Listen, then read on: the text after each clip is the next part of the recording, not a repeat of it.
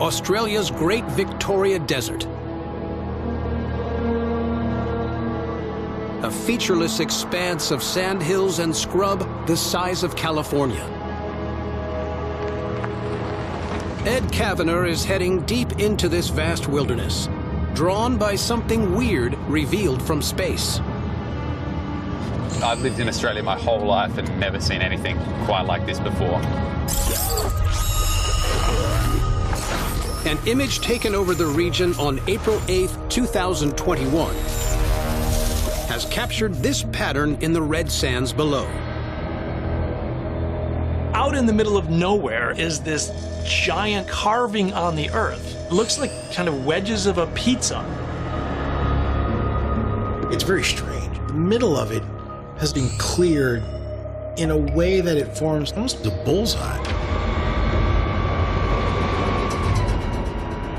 The mystery symbol covers an area equivalent to 600 football fields and has spokes up to 1,400 feet in length. The shape itself has been created with precision, which can only mean that some sort of government or military operation has taken place here. What's more, the remains of an identical shape sit nearby. Great effort appears to have been made to erase evidence of it. As a journalist, when I see something clandestine in my own backyard, I feel compelled to go and investigate it.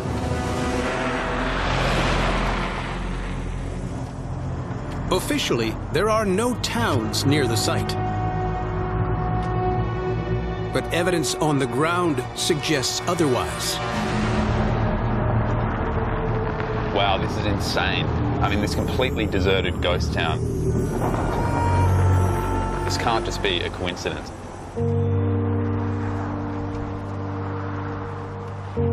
Just 15 miles from the mystery symbols sits this ghost town.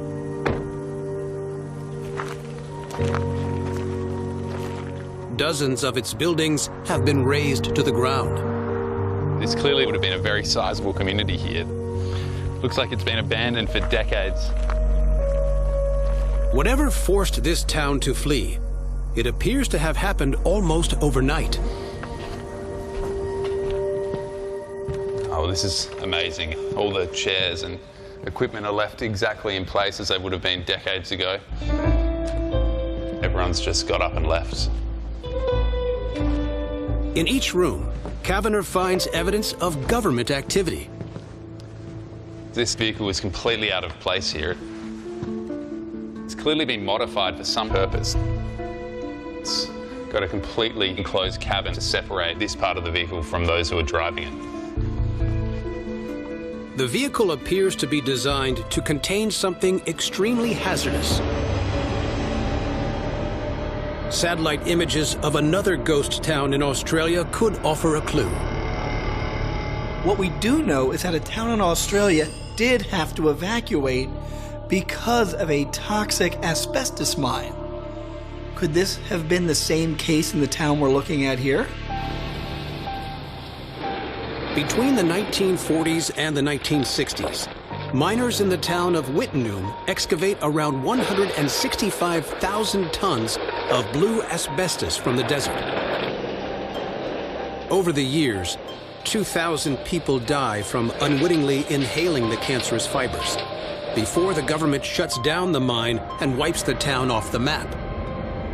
It's actually the largest contaminated site in the entire southern hemisphere. That's big. The nightmare scenario is that the ghost town and the shapes in the image may be evidence of another equally deadly disaster on Australian soil. One that authorities are trying to cover up. Something bad has happened here to make people abandon this town, and I'm certain it's got something to do with those wagon wheel shapes I've seen in the desert.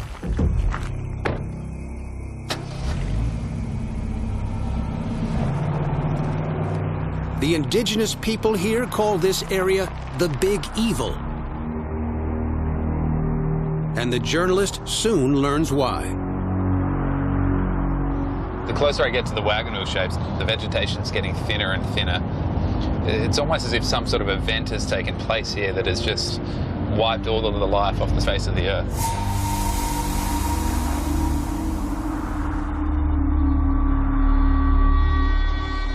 Arriving at the coordinates, Kavanagh discovers a vast flat area.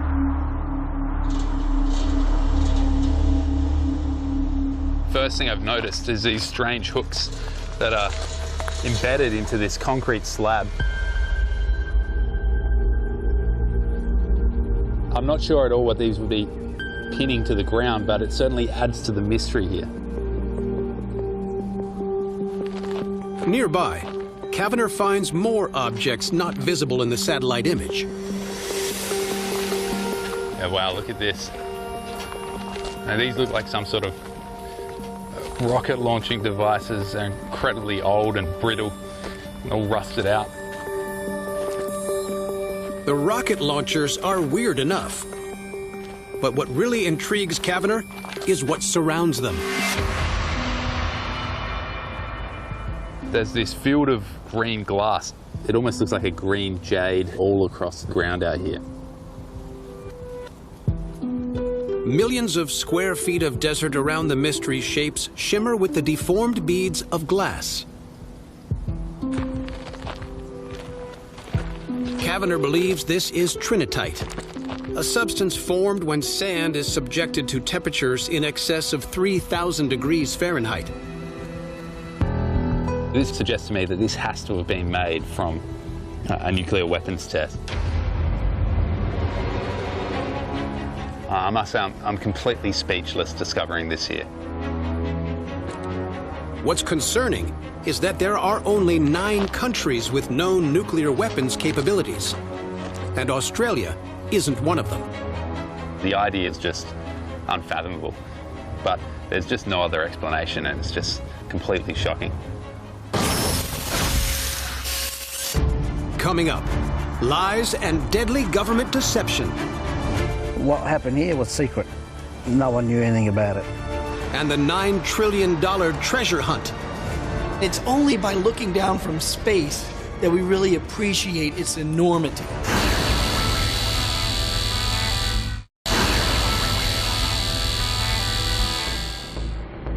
Hooked by a giant symbol revealed from space, Ed Kavanagh is in Australia's Great Victoria Desert. I'm arriving at the coordinates now. This area is not at all what I was expecting. Evidence on the ground has revealed these sands were once ground zero for a series of nuclear explosions. But to the journalist, that doesn't make sense. Australia isn't a nuclear country, so I just can't believe that this would be happening here. Hi, it's Edward Kavanagh. Kavanagh turns to his newspaper contacts to track down someone who might be able to shed some light. All right, thanks. Jeremy LeBoyce is a member of the Maralinga Djarajar, a council of local Aboriginal peoples. Hey, Jeremy. How you going? Good, thanks. He confirms that 60 years ago, atomic testing did take place in this desert, but not ones conducted by the Australian government. Where we are today is where the British tested 7 atomic bombs that were bigger than what they dropped on Japan. In 1952, the British become the world's 3rd nuclear power and are desperate to play catch-up with the US and Soviet Union. To do that, the small, densely populated nation needs to persuade another country to host their nuclear tests. The British government looked for testing sites in the US and Canada, but were turned down. And then Britain knocks on the door of Australia, part of the old empire, and the Aussies go, you know what? Yeah, we'll have your nukes. Let's blow up some nukes in our deserts. In exchange for sharing nuclear secrets, the Australian government grants the British vast swaths of land for their tests. But it's land that belongs to LeBoyce and his people. Jeremy, how much notice were the traditional owners of this land given about the nuclear tests? Absolutely nothing. Not one of them ever sat down with the traditional owners and asked them for permission. Not one of them.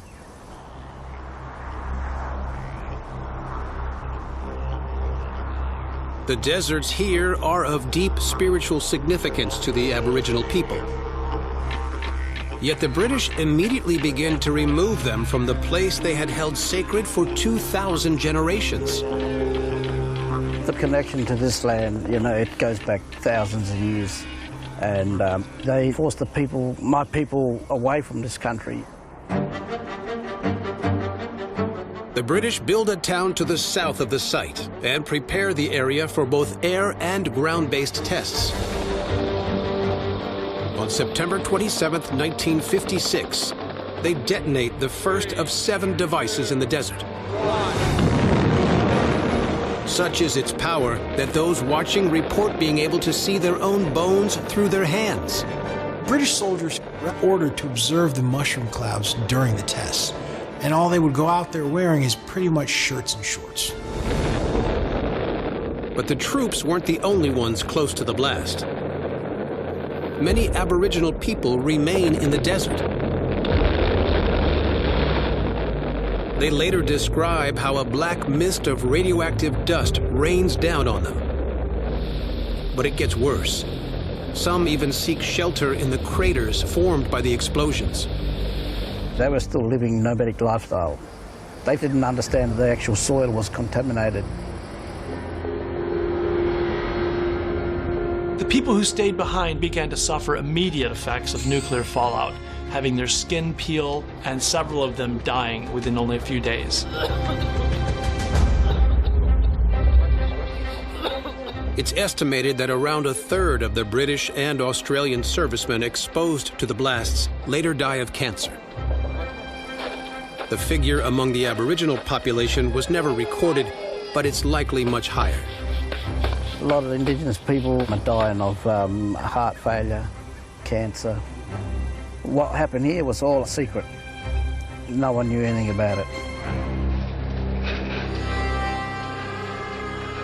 Recent investigations have revealed that many casualties of these tests gain no peace even after death. A program codenamed Project Sunshine sees authorities exhume dead children and study them for radiation poisoning without their parents' consent. They don't tell the families. The people that conduct the autopsies are bribed to keep their mouths shut. And all evidence is basically swept under the carpet. In 1963, the British depart. What they leave behind is a toxic landscape that has a catastrophic effect on those survivors still living here. The cleanup consisted of just sweeping all of this debris into shallow holes in the ground, which really didn't get rid of the problem. We're still finding stuff that's been blown up in the blast miles and miles away from the test zone. Today, the scars created by the nuclear tests run deep, both on the land and on the few people left here. It's appalling what I've seen out here. An entire community dispossessed of their land.